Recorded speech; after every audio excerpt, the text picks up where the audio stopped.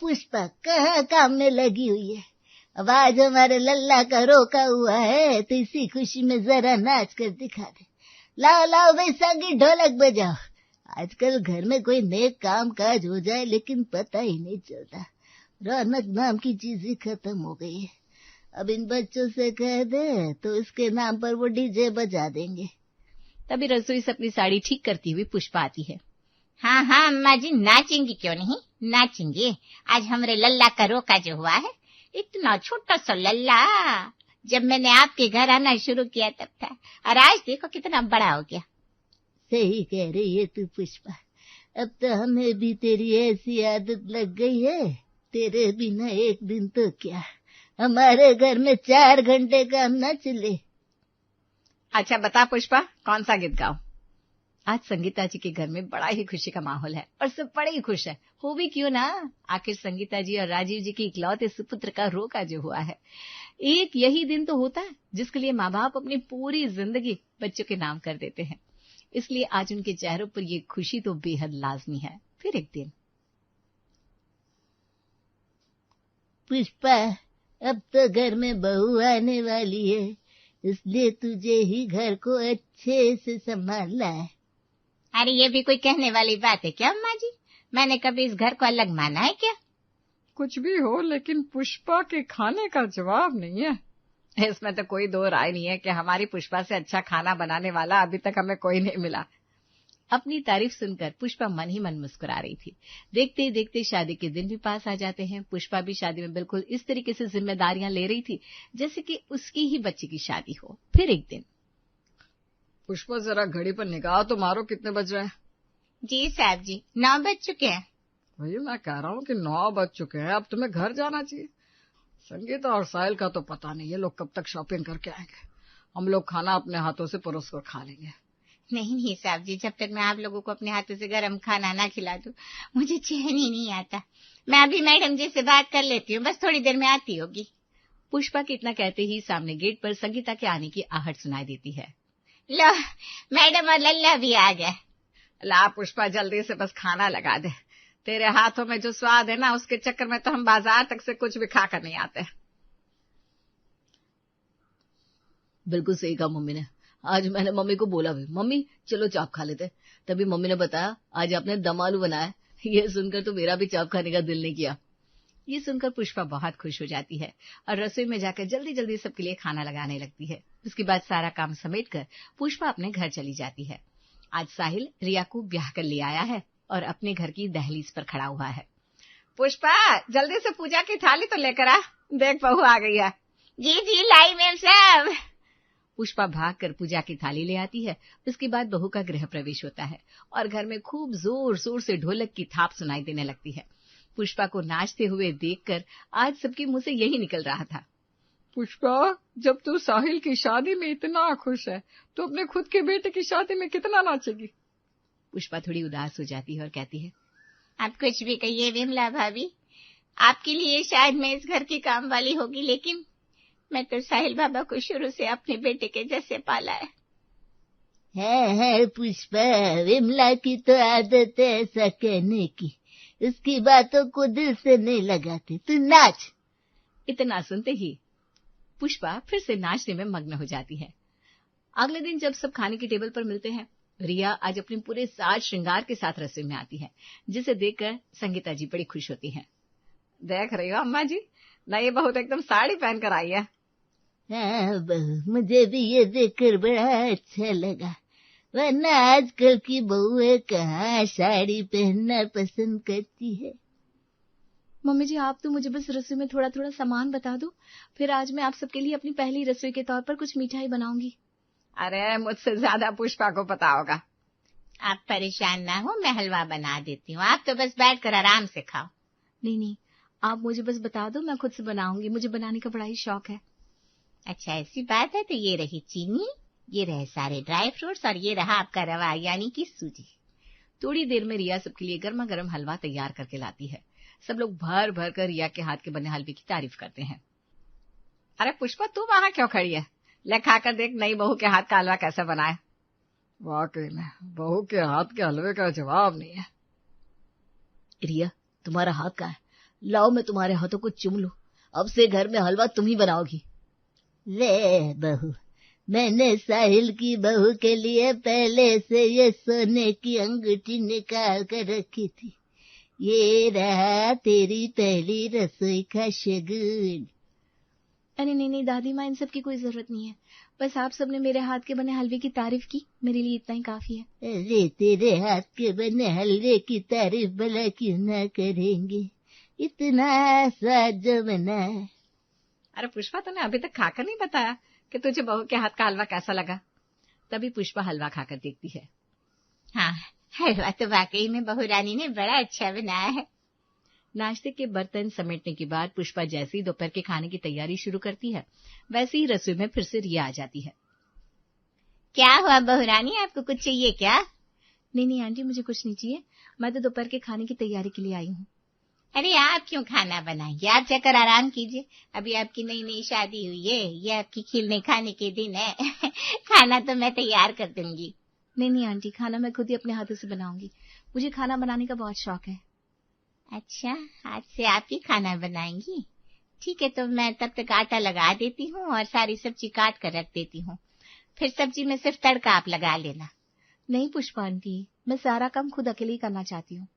आज मैं चाहती हूँ कि मैं सबको अपने हाथों से बढ़िया बढ़िया बनाकर कुछ खिलाऊं। और फिर मुझे अपनी कुकिंग में किसी दूसरे के हाथ की कटी हुई सब्जियां कम ही समझ में आती है, इसलिए सब्जियां तो मैं खुद ही कट करूंगी। ठीक है बहू रानी, जैसा आपको ठीक लगे। अभी पुष्पा और रिया के बीच बातचीत हो रही थी, तब तक संगीता भी वहां आ जाती है। अरे भाई, तुम दोनों के बीच में क्या बातचीत चल रही है? मैं बहू रानी को कह रही हूँ मैं खाना बना देती हूँ, लेकिन वो मान ही नहीं रही। फिर मैंने कहा कि मैं तैयारी कर देती हूँ, लेकिन वो कह रही है वो सारा काम खुद ही करेंगी। अब आप ही बताइए, वो भला कितनी थकी हुई है, फिर इतना सारा काम अकेले। जब वो कह रही है तो उसे करने देना, उसे रोक क्यों रही है? कोई बात नहीं रिया बेटा, अगर आपका मन है तो आप खुद ही सारा खाना बनाओ। तो उसको रोक मत, उसे जैसा ठीक लगता है करने दे। जी मैम साहब। पुष्पा बाहर के बाकी के काम ठीक करने में लग जाती है और फिर इधर घड़ी में दोपहर के 2 बजते हैं और हर रोज की भांति सब लोग टेबल पर इकट्ठा होते हैं। बड़े जोरों की भूख लगी है पुष्पा आंटी, आज क्या बनाया आपने? पुष्पा कुछ कह पाती उससे पहले ही रिया की आवाज सुनाई देती है। आज पुष्पा आंटी ने नहीं, आज खाना मैंने, यानी कि रिया द शेफ ने बनाया है। अरे तो फिर खाने में इतनी देरी क्यों हो रही है? तुम्हारा नाम सुनकर तो मेरे पेट में चूहे और कूदने लगे। अरे आप फटाफट से जल्दी से थाली लगाओ, आज तो मैं 2 चपाती और खाऊंगा। अच्छा, और खाना अगर अच्छा नहीं बना हुआ तो? नहीं, तुम्हारे हाथ का खाना अच्छा ही बना होगा, क्योंकि मैंने पहले भी तुम्हारे हाथ के बने खाने की बहुत तारीफ सुन रखी है। तब तक घर के बाकी सब लोग भी आ जाते हैं और रिया सबको खुद अपने हाथों से खाना परोसती है। क्या खाना बनाया बहू तूने? राखी में बहू, तेरे हाथ के बने खाने का तो जवाब नहीं। पुष्पा, अब तो बहू घर में आ गई है, अब तू आराम कर। अब इस फालतू की भाग दौड़ से तुझे छुट्टी मिल गई। राजीव के इतना कहते ही सब जोर जोर से हंसने लगते हैं, लेकिन पुष्पा को अपने मालिक की इस बात पर हंसी आने के बजाय कुछ ऐसा महसूस होता है कि उसके अंदर कुछ टूट गया हो। वो मुस्कुराकर रसोई की ओर बढ़ गई। अब धीरे धीरे पुष्पा को लगने लगता है कि अब इस घर में उसकी अहमियत कम होती जा रही है और पुष्पा का मन धीरे धीरे मुरझाने लगा। फिर एक दिन शाम के समय रिया सबके लिए चाय बनाती है। वाह, क्या चाय है, मजा ही आ गया। पुष्पा, तुम भी रिया से ऐसी चाय सीख लेना, बड़ी अच्छी मसाला चाय बनाती है हमारी रिया। जी मैम साहब, क्यों नहीं, जरूर सीख लूंगी। इधर संगीता को हाँ कहने के बाद पुष्पा मन ही मन सोचने लगती है, अब इन लोगों को मेरे हाथ की चाय भी पसंद नहीं आती। कहाँ कल को ये लोग मेरे हाथ के बने की तारीफ करते नहीं थकते थे। कोई बात नहीं पुष्पा, बस सब वक्त की बात है। अभी अपनी ही धुन में खोई हुई पुष्पा ये सब सोच रही थी, तभी संगीता उसे जोर से आवाज लगाती है। पुष्पा क्या सोच रही है? किस सोच में डूबी है? नहीं मैम साहब, मैं कहाँ कुछ सोच रही हूँ। अरे कितनी देर से रिया तुझे आवाज लगा रही है, लेकिन तू कोई जवाब ही नहीं दे रही। अच्छा, बहू रानी ने कुछ कहा क्या? माफ करना बहू रानी। कोई बात नहीं पुष्पा आंटी, वो मैं क्या कह रही थी कि आज ना कुछ चाइनीज बनाते हैं। बड़े दिनों से सिर्फ वही सिंपल सी सब्जी रोटी दाल चावल ये सब बन रहा है, तो आज मेरा मन कर रहा है कुछ चटपटा बढ़िया सा बनाया जाए। इसके लिए आप मुझे ना ढेर सारा जिंजर और गार्लिक का पेस्ट दीजिए। आप प्लीज ये सारी सब्जी छिलकर रख दीजिए और ये रहा लहसुन, इसको भी छिलकर रख दीजिए। इस पे मुझे आपकी हेल्प की जरूरत है। आज रिया के मुंह से हेल्प की बात सुनकर पुष्पा बड़ी ही खुश हो जाती है। क्यों नहीं बहुरानी, अभी लो, अभी सारा छिलकर रख देती हूँ। अब बताते जाओ आपको मेरी क्या क्या मदद की जरूरत है। अच्छा, तो आज हमारे घर में चाइनीज बनेगा। हाँ मम्मी जी, और साहिल भी बहुत दिनों बाद ऑफिस गए हैं, तो जब वो ऑफिस से आएंगे तो उनके लिए सरप्राइज भी हो जाएगा। इधर पुष्पा जल्दी जल्दी रिया को सारी सब्जियां कट करके दे देती है और रिया बड़ी आसा चाइनीज सबके लिए तैयार करती है। तब तक साहिल के भी ऑफिस से आने का समय हो जाता है। क्या बात है भाई, आज तो घर खुशबू से महक रहा है। रिया, लगता है आज तो खाने में तुमने कुछ खास बनाया।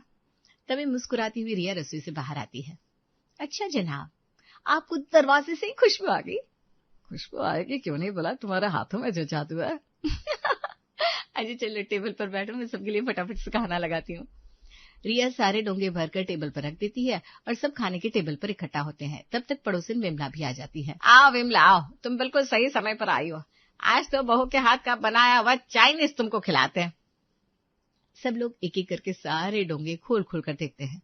अरे वाह, आज तो रिया तुमने एक से एक जबरदस्त चीज बनाई है। Manchurian, noodles, chilli potato, fried rice, वाह मजा आ गया। लगता है अब तो पुष्पा की छुट्टी हो जाएगी। तुम्हारी बहू तो क्या ही लाजवाब खाना बनाती है। संगीता के मुंह से ये सुनते ही सब लोग जोर जोर से हंसने लगते हैं और पुष्पा अपनी आंखों में आंसू छुपाती हुई रसोई की ओर बढ़ जाती है। सही कहते हैं सब लोग, गरीबों का इस दुनिया में कोई नहीं होता। जब तक मालकिन की बहू नहीं आई थी तब तक तो मालकिन मुझे कितना स्नेह और प्यार देती थी। आज इस घर में काम करते करते मुझे 25 साल से ज्यादा हो गए। मैंने तो हमेशा इन लोगों को अपना परिवार ही माना, लेकिन आज अब इनकी बहू आ गई तो इन्होंने मुझे दूध में मक्खी की तरह निकाल कर फेंक दिया। अब इससे ज्यादा मैं अपनी बेइज्जती और बर्दाश्त नहीं कर सकती। इससे पहले कि ये लोग मुझे यहाँ से जाने को कहे, मैं खुद ही काम छोड़कर चली जाऊंगी। अपने आंसू पोंछते हुए फिर रसोई से पुष्पा बाहर आती है। मेम साहब, मैं आज जल्दी चली जाऊं क्या? अरे अचानक से क्या हुआ पुष्पा, अभी तक तो सब ठीक था। हाँ मेम साहब, वो मेरी तबीयत कुछ ठीक नहीं लग रही। सब ठीक तो है ना पुष्पा, वरना डॉक्टर को दिखा दो पहले। नहीं साहब जी, सब ठीक है। अरे लेकिन बहू के हाथ का ये चाइनीज तो चख लेती। हाँ पुष्पा आंटी, जरा रिया के हाथ का चाइनीज तो चख लो, जिससे आपको भी आगे बनाना आ जाएगा। कहाँ आप हर रोज वही दाल रोटी सब्जी खिलाती रहती थी। ये सुनकर पुष्पा को और ज्यादा बुरा लगता है, लेकिन वो वक्त की नजाकत को देखते हुए शांत रह जाती है। नहीं साहिल बाबा, मेरी तबीयत ठीक नहीं है ना, मैं फिर किसी और दिन ट्राई करूंगी। अभी मैं घर जा रही हूँ। वैसे भी खाना तो बहू रानी ही बनाएंगी, बाकी का काम सुबह मैं जल्दी आकर समेट लूंगी। इतना कहकर पुष्पा वहां से चली जाती है। अगले दिन पुष्पा अपना मन पक्का करके आती है कि अब उसे यहाँ आगे काम नहीं करना। वो पूरे दिन पूरे मन से काम करती है और शाम होते होते वो अपना जगह जगह रखा हुआ सामान उठाने लगती है। ये सब करते हुए पुष्पा के आंसू नहीं रुक रहे थे कि कैसे वो इतने सालों पहले इस घर में काम करने आई थी और आज इस तरह वो काम छोड़कर जा रही है। लेकिन आज सुबह से संगीता भी ये नोटिस कर रही थी कि पुष्पा बड़ी ही शांत है। साहिल के पापा, आपने गौर किया, पुष्पा आज बड़ी शांत है, ज्यादा कुछ बोल ही नहीं रही। अरे संगीता जी, आप ये अभी नोटिस कर रही हो? मैं तो ये काफी दिनों से देख रहा हूँ। वो वाकई में ज्यादा किसी से बात नहीं करती। ऐसा है क्या? तो फिर आपने मुझे ये सब पहले क्यों नहीं बताया? मैं आज ही पुष्पा से इस बारे में बात करती हूँ। बोला ऐसी क्या बात है कि उसने बात करना ही बंद कर दिया? मैं तो पहले ये शादी की भाग दौड़ और फिर मेहमानों के आने जाने के चक्कर में ध्यान ही नहीं दे पाए। इधर शाम होते होते संगीता जी पुष्पा को अपने पास बुलाती है। क्यों पुष्पा, क्या हुआ है तुझे? हैं? आजकल बड़ी ही शांत है।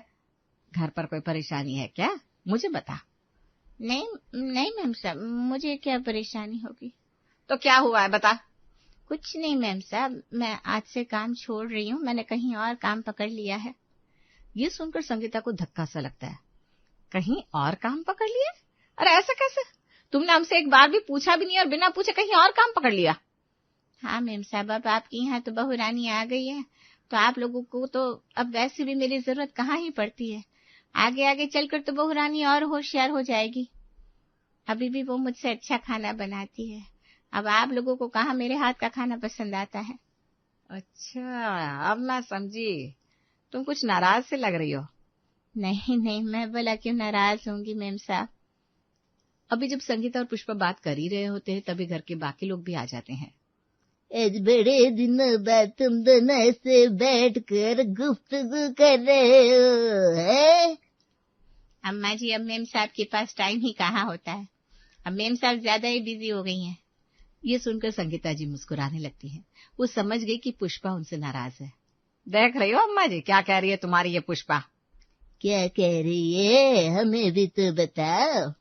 ये काम छोड़कर जा रही है और कह रही है कहीं और काम ले लिया है। तो कुछ गलत कहा हो तो बताओ अम्मा जी, वैसे भी बहुत साल हो गए हैं, अब मेरी जरूरत भी तो खत्म हो गई है। अरे नहीं नहीं पुष्पा, इस घर को तो अब तुम्हारी आदत पड़ चुकी है, हम सबको तुम्हारी आदत पड़ चुकी है। अब तुम सुनो, मुझे समझ में आ गया है तुम क्यों नाराज हो। क्या पुष्पा, तुम भी बचकानी हरकत कर रही हो। अरे जैसे रिया हमारी बहू है वैसे तुम्हारी भी तो है।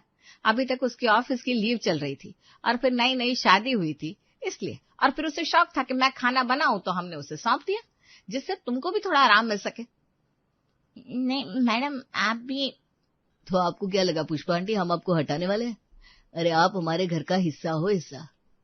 हाँ अब मुझे समझ में आया, हम लोग रोज रोज जो ये मजाक करते हैं आपने उसे दिल से लगा लिया है। उसके लिए बहुत बहुत sorry aunty. I am sorry Pushpa aunty, मेरे कारण आपको हर्ट हुआ। और सुनो, ये सुबह से जो पैकिंग चल रही है ना सामान की, उसे सारा अनपैक कर लो। तुम कहीं नहीं जा रही हो, समझी? अरे अभी तो हमें हमारे लल्ला के बच्चे भी संग में खिलाने हैं पुष्पा। ये सुनकर सब हंसने लगते हैं और पुष्पा फिर से घर में आराम से खुशी खुशी रहने लगती है। रोहन और काव्या की शादी पक्की हो चुकी थी। सुमित्रा जी बहुत खुश थी कि उन्हें एक पढ़ी लिखी, हंसमुख और अच्छी जॉब वाली बहू मिल रही है। वो हॉल में बैठी कामिनी जी को फोन में काव्या की फोटो दिखा रही थी। देखिए जीजी, कितनी प्यारी बच्ची है, बड़ी कंपनी में सॉफ्टवेयर इंजीनियर है, लाखों में कमाती है, पर फिर भी कोई घमंड नहीं है। मेरा तो मन मोह लिया उसने अपनी मीठी बोली से, और मेरा रोहन भी बहुत खुश है। शक्ल सूरत से तो ठीक है सुमित्रा, पर तू इतनी खुश क्यों हो रही है? तू बड़ी भोली है सुमित्रा। बस उसने दो चिकनी चुपड़ी बातें क्या की, तुम माँ बेटे उस पर लट्टू हो गए। अरे मुझसे पूछो, मैंने दुनिया देखी है। अरे ये जो दिन भर लैपटॉप पर टुक टुक करने वाली लड़कियां होती है ना, इन्हें घर का काम काज कुछ नहीं आता, ऊपर से इनके नखरे हजार होते हैं, ना कोई शर्म लिहाज ही होती है इनके अंदर। पूरे घर में शादी के दूसरे दिन से ही जीन्स पैंट पहनकर घूमेगी। अरे नहीं जीजी, काव्या ऐसी तो नहीं लगी मुझे। और फिर उसकी माँ कह रही थी कि उसे सब आता है। जीजी आप परेशान ना हो, बड़ी संस्कारी है काव्या। अरे कहने को तो सब कहते हैं, पर वो कहावत है ना, हाथी के दांत खाने के और दिखाने के। और अरे सुमित्रा, अब मैं क्या बताऊं तुझे, वो पड़ोस वाली वर्मा जी की बहू को देख, वो भी ऐसी ही बड़ी कंपनी में जाती है। एक दिन वर्मा जी ने उससे दाल बनवाई थी, उसे किचन में जाने के नाम से ही गुस्सा आ गया, और गुस्से में उसने ऐसा खाना बनाया कि पूरे घर का पेट खराब हो गया था। देखना सुमित्रा, ये भी ऐसे ही निकलेगी। सारी पढ़ी लिखी बहुएं एक जैसी होती है। अरे तेरे बेटे को नौकर बनाकर रखेगी और तेरे हाथों से रोटियां सिखवाएगी। कामिनी जी की इस तरह की बातें सुनकर सुमित्रा के मन की खुशी अब जा चुकी थी, और उस खुशी की जगह अब डर ने ले ली थी। हाय राम जीजी, अब क्या करूं? रिश्ता तो पक्का हो गया है, मैंने तो ये सब सोचा ही नहीं। अब तो सगाई भी नहीं तोड़ सकते, जगह साई होगी। हे राम जी, अब मैं क्या करूं? मेरे रोहन की जिंदगी तो खराब हो गई। अच्छा तू मत घबरा, मैं हूं ना तेरे साथ। तू एक काम कर, अभी उसे फोन लगा, मैं भी तो देखूं कि तेरी ये इंजीनियर बहू कितनी संस्कारी है। स्पीकर पर रखना फोन। सुमित्रा जी ने डरते डरते काव्या को फोन लगाया और फोन स्पीकर पर डाल दिया। उधर से काव्या ने फोन उठाया, पीछे से ऑफिस की आवाजें आ रही थी। नमस्ते मम्मी जी, कैसे हैं आप? मैं ठीक हूँ बेटा। वो मेरी जीजी आई है, तो सोच रही थी कि शादी के बाद तुम घर का काम कैसे मैनेज करोगी, ऑफिस भी तो जाना होगा। मम्मी जी आप फिक्र मत कीजिए, ऑफिस में काम थोड़ा ज्यादा रहता है, पर मैं कोशिश करूंगी कि घर और ऑफिस दोनों को बैलेंस कर लूं।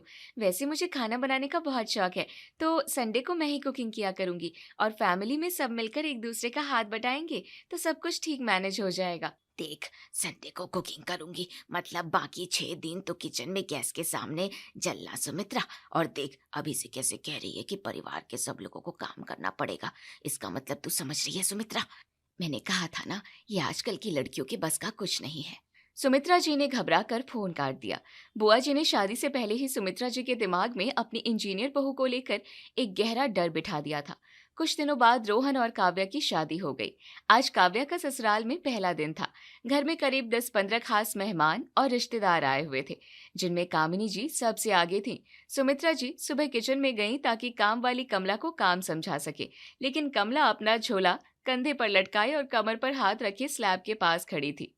अरे कमला, तूने अभी तक सब्जी क्यों नहीं काटी? बाहर मेहमान बैठे हैं, सबको नाश्ता कराना है और तू ऐसे झोला टांगे खड़ी है। अरे बहू को पहली रसोई बनानी है आज, तू जल्दी जल्दी काम में हाथ चला काव्या के कुछ मीठा बना देगी बस। ज्यादा की तो उसे उम्मीद करना भी बेकार है, आखिर पढ़ी लिखी जो ठहरी। अरे मेम साहब, मेरे से नहीं होगा इतना काम वाम। 15-20 लोगों का खाना, ऊपर से इतनी भयंकर गर्मी। मैं क्या कोई मशीन है क्या? मैं नहीं करेगी ये सब। मैं बीमार पड़ गई तो मेरे बच्चों को कौन देखेगा? ना बाबा ना, इतनी गर्मी में मुझे ऐसे काम नहीं होगा रे बाबा। अरे कमला, ऐसे इन मौके पर मत छोड़कर जा, मैं तुझे थोड़े पैसे और दे दूंगी। कुछ नहीं होगा तुझे। बाहर टेबल फैन रखा है, उसे किचन में ले आ और आराम से हवा खाते हुए खाना बना दे। बस तू अभी छोड़ के मत जा कमला। अरे पैसे का क्या चार डालेगी मैं? जब शरीर ही टूट जाएगा तो पैसे का क्या काम करूंगी मैं? मेरी तो आज छुट्टी है रे बाबा, आप कोई दूसरी काम वाली बुला लो, और नहीं तो ये आपकी इंजीनियर बहू आई है ना, उसी से करा लो सारा काम। मैं तो जा रही है, मुझे माफ करो। कमला बिना किसी की सुने पैर पटकते हुए किचन से भाग गई और बेचारी सुमित्रा जी अपना माथा पकड़कर वहीं स्टूल पर बैठ गई। उधर बाहर हॉल में कामिनी जी बैठी आग लगा रही थी। हे भगवान, आज तो लगता है मुझे भूखा ही रहना पड़ेगा। 15 लोगों का खाना, वो भी ये नई बहू बनाएगी। अरे इसे तो शायद पानी भी उबालना नहीं आता होगा। आज तो सुमित्रा की पक्की बेइज्जती होगी। है सुमित्रा, अब क्या करेगी तू? मेरी तो छोड़, मैं तो कुछ भी खाकर रह लूंगी, पर इतने लोगों को क्या चाय ब्रेड खिलाएगी नाश्ते में?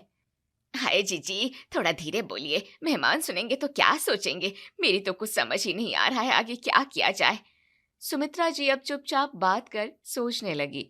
उधर इन सब बातों से बेखबर कमरे में काव्या अपनी पहली रसोई के लिए एक सुंदर सी साड़ी पहनकर तैयार हो रही थी। तभी रोहन घबराया हुआ कमरे में आया और उसने दरवाजा बंद कर लिया। यार काव्या, एक बहुत बड़ी प्रॉब्लम हो गई है। क्या हुआ रोहन, आप इतने टेंशन में क्यों हैं? यार वो काम वाली कमला है ना, वो ऐन मौके पर नखरे दिखाकर भाग गई है। अब बाहर मेहमान बैठे हैं और बुआ जी अलग ताने मार रही है। हो सकता है बुआ जी के कहने पर मम्मी तुम्हें कहे खाना बनाने के लिए, पर मुझे नहीं लगता कि तुम अकेले इतने सारे लोगों का खाना बना पाओगी। तो तुम एक काम करो, तुम बस बाहर आकर रस्म के लिए थोड़ा सा मीठा बना दो, बाकी मैं चुपके से बाहर के रेस्टोरेंट से खाना मंगवा लेता हूँ। हम मैनेज कर लेंगे, तुम्हें परेशान होने की जरूरत नहीं है। अब जब तक बुआ जी हैं तब तक ऐसे ही मैनेज करना होगा। मेरी मम्मी तो सीधी सादी हैं, बुआ जी के जाने के बाद वो तुमसे कुछ नहीं कहेंगी ज्यादा। अरे रोहन, आप इतना क्यों घबरा रहे हैं? बाहर से खाना मंगवाने की कोई जरूरत नहीं है, मैं अकेले सब कर लूंगी। बस तैयार होकर बाहर जाती हूँ। अकेले 15 लोगों का खाना? अभी तुम्हें बड़ा आसान लग रहा होगा, पर काव्या तुम्हें पता नहीं है इतने लोगों का खाना बनाना सच में बहुत मुश्किल काम है। अरे यार, मैं रेस्टोरेंट से ला दूंगा, किसी को कुछ पता नहीं चलेगा। अरे मिस्टर पतिदेव, मैंने कहा ना, रेस्टोरेंट से कुछ भी लाने की जरूरत नहीं है। ये इतना भी मुश्किल नहीं है। मैं एक सॉफ्टवेयर इंजीनियर हूँ, दिन भर में हजारों लाइन की कोडिंग करती हूँ। ये कुकिंग मेरी कोडिंग से ज्यादा हार्ड तो नहीं होगी ना? आप बस बाहर जाकर मेहमानों को संभालिए, किचन मुझ पर छोड़ दीजिए। काव्या का वो कॉन्फिडेंस और मुस्कान देखकर रोहन की सारी टेंशन गायब हो गई। काव्या ने अपना पल्लू कमर में खोसा और पूरी शान के साथ अपनी पहली रसोई की जंग जीतने के लिए कमरे से बाहर निकल पड़ी। हॉल में 15 मेहमान बैठे थे और कामिनी जी उनके बीच बैठकर अपनी आदत के अनुसार जहर घोलने का काम कर रही थी। सुमित्रा जी एक कोने में खड़ी पसीने से लथपथ बार बार घड़ी देख रही थी। उन्हें समझ नहीं आ रहा था कि इतनी जल्दी सबके लिए नाश्ता और खाना कैसे बनेगा। अरे भाई, आप लोग तो अब खाने की उम्मीद छोड़ ही दो। अब तक तो चाय का पानी भी नहीं चढ़ा है।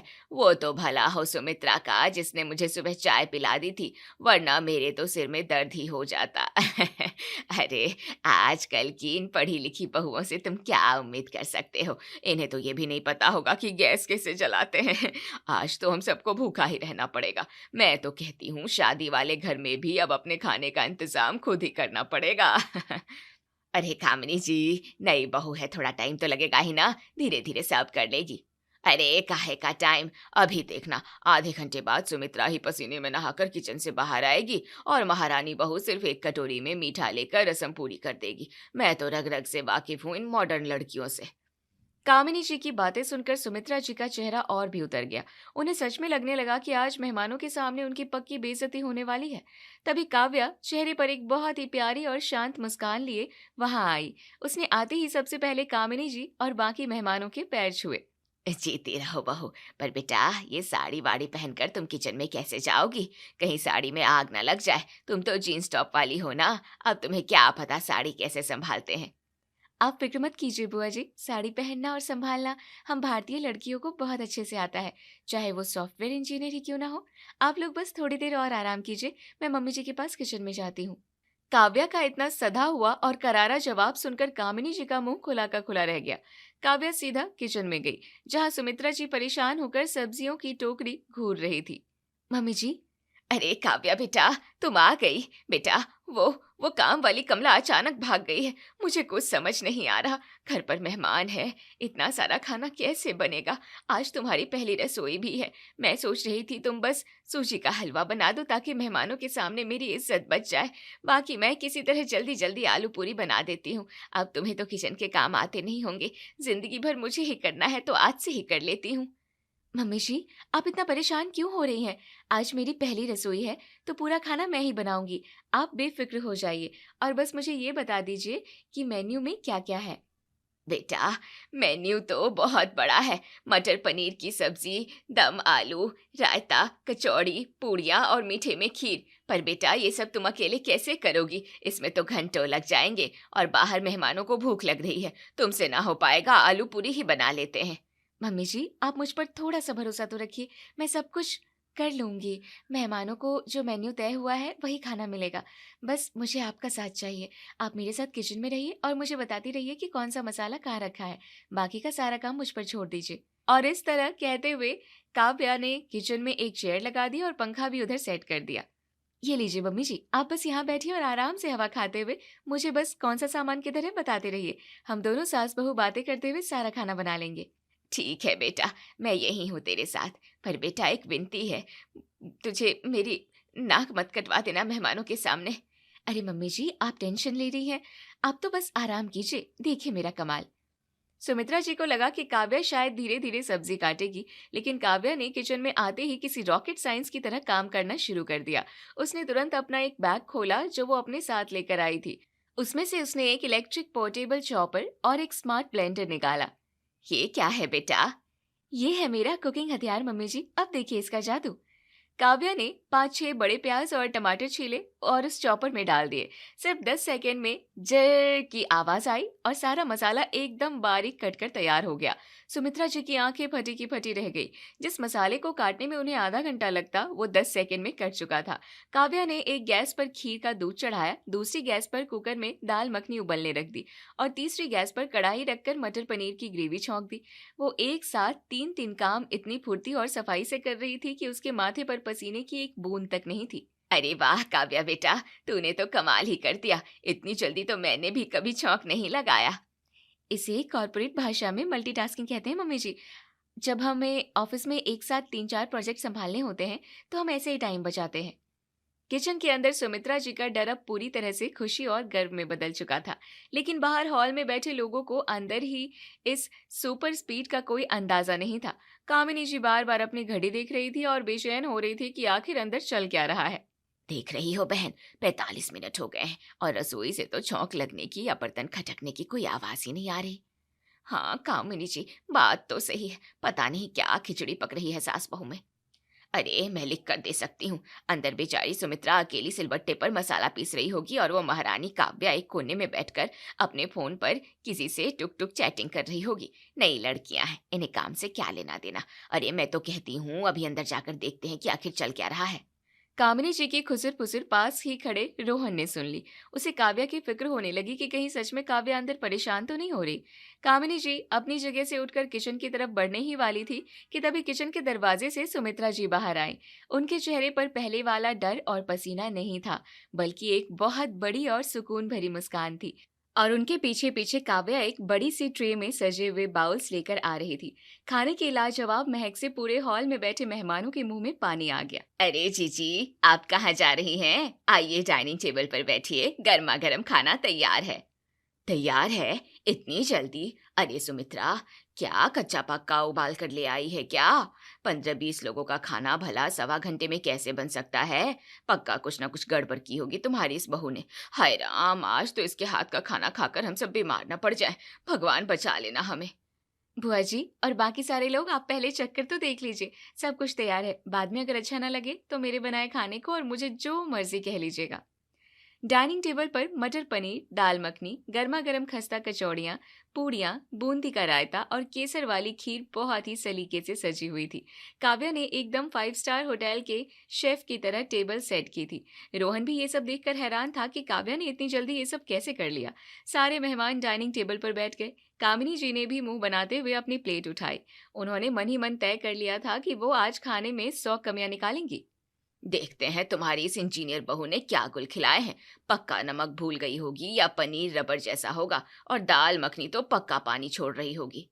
कामिनी जी ने एक बड़ी सी कचौड़ी तोड़ी और मटर पनीर की ग्रेवी के साथ मुंह में डाली। उन्होंने नुक्स निकालने के लिए अपना मुंह खोला ही था कि जैसे ही खाना उनकी जीभ पर पड़ा, उनका मुंह चबाते चबाते वहीं रुक गया। कचौड़ी एकदम खस्ता थी, पनीर मुंह में मक्खन की तरह घुल गया और मसालों का ऐसा परफेक्ट बैलेंस था कि कामिनी जी के होश उड़ गए। वो एक शब्द नहीं बोल पाई। क्या हुआ बुआ जी, आप रुक क्यों गई? पनीर कच्चा है क्या, या दाल में नमक कम है? नहीं, वो मतलब ठीक ही है, खाया जा सकता है। बाकी मेहमानों ने भी खाना शुरू किया और पहला निवाला खाते ही सब खुशी से झूम उठे। वाह सुमित्रा जी, क्या बात है, आपकी बहू के हाथों में तो साक्षात अन्नपूर्णा का वास है। हमने तो आज तक इतना स्वादिष्ट खाना किसी की शादी में भी नहीं खाया। सच कहो सुमित्रा, ऐसा परफेक्ट खाना तो बड़े बड़े 5 स्टार होटल में भी नहीं मिलता। और इतनी जल्दी मान गए तुम्हारी इंजीनियर बहू को, ये तो सच में सर्वगुण संपन्न निकली। मेहमानों की तारीफें सुनकर सुमित्रा जी का सीना गर्व से चौड़ा हो गया। रोहन ने भी प्यार से काव्या की तरफ देखा और उसे आंख मारी। काव्या ने मुस्कुराकर नजरें झुका ली, लेकिन कामिनी जी का मुंह देखने लायक था। उनका सारा घमंड और उनकी सारी चुगलियां धरी की धरी रह गई थी। वो अपना सा मुंह लेकर चुपचाप खाना खाने लगी, क्योंकि वो चाह कर भी उस लाजवाब खाने से अपने हाथ रोक नहीं पा रही थी। खाना खत्म होने के बाद जब मेहमान जाने लगे तो सबने काव्या को बहुत सारे आशीर्वाद और शगुन दिए। मेहमानों के जाने के बाद हॉल में सिर्फ सुमित्रा, काव्या, रोहन और कामिनी जी खड़े थे। सुमित्रा जी ने आगे बढ़कर काव्या के सिर पर प्यार से हाथ रखा और फिर कामिनी जी की तरफ मुड़ी। देख लिया जीजी, अभी तो आप कह रही थी कि लैपटॉप चलाने वाली लड़कियों को गैस चलाना भी नहीं आता। मेरी बहू ने तो 1.25 घंटे में वो कर दिखाया जो आपकी वर्मा की बहू सोच भी नहीं सकती। मेरी पढ़ी लिखी बहू कंप्यूटर चलाना भी जानती है और स्मार्ट तरीके से रसोई चलाना भी।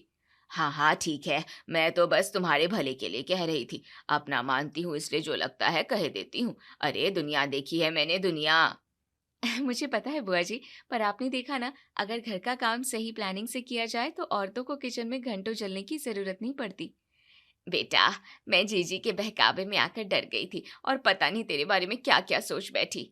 अरे मम्मी जी, मैंने कहा था ना, जब हम दोनों सास बहू मिल जाएंगी तो कोई भी मुश्किल बड़ी नहीं लगेगी। और बुआ जी, वैसे आपकी वापसी की ट्रेन कब की है? क्योंकि अब तो आपको यकीन हो गया होगा कि आपके भतीजे को भूखा नहीं मरना पड़ेगा। रोहन की बात सुनकर कामिनी जी बिना कुछ कहे मुंह बनाते हुए अपने कमरे में खिसक गई। हॉल में खड़े रोहन, काव्या और सुमित्रा जी एक दूसरे को देखकर जोर से हंस पड़े।